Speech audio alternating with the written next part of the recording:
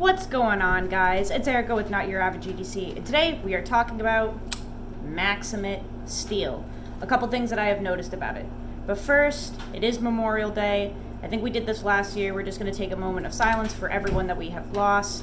A lot of people are celebrating today and drinking beers and having barbecues and celebrating, but I think it is important to also remember that there are people sitting at grave sites crying all day and grieving over loved ones that they lost. So we're just going to take a moment of silence, and then we will continue.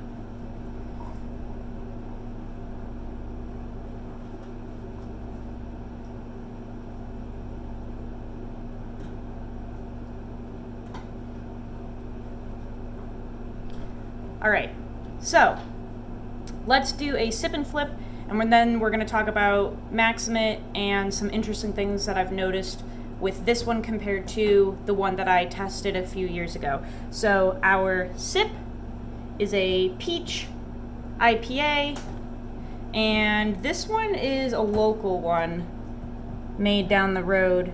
Really hoppy and bitter, but pretty good and refreshing.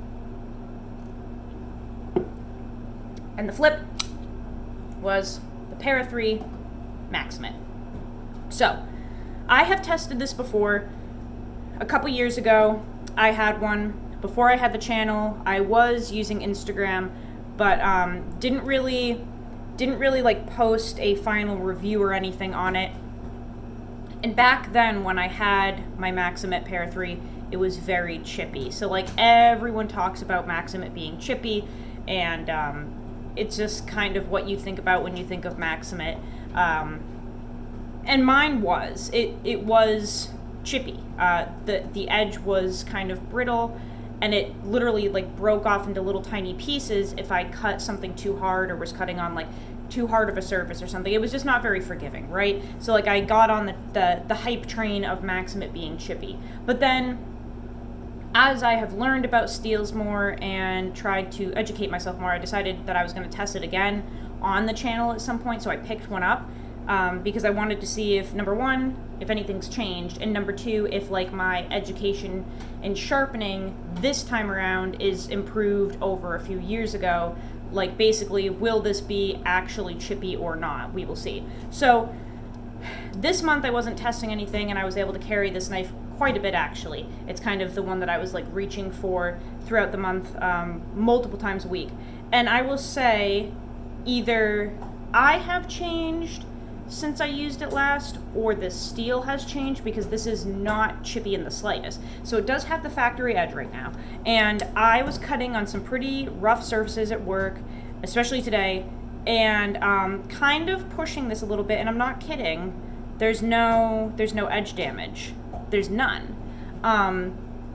This has been really incredible. I also haven't had to sharpen it or touch it up or even strop it, and I've used it a lot this month. So I don't know what changed. I don't know if like maybe Spyderco changed things. It was probably me, to be honest. Like I'm wondering if I was too rough on it, or maybe it had like a burnt edge or something my first go around, and mine was chipping out. I don't really know, but it's different this time than it was last time.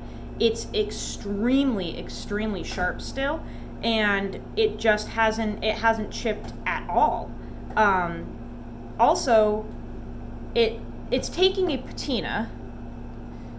Let's see if we can catch it.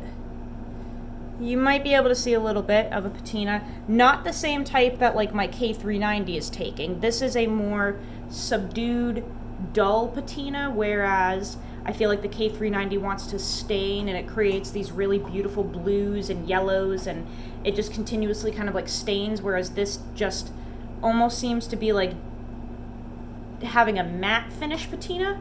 It's very slight, like it just makes the blade look more dull. So I'm also wondering why people are so nutty about Maxamet having a patina when, I mean, I was cutting produce with this all day, left it in the juices and stuff, and the patina is not something I'm concerned about at all. I think patinas are great, but like this compared to my K390 or like my carbon steels or anything, I mean, this is nothing. I mean, it's just a little more dull looking.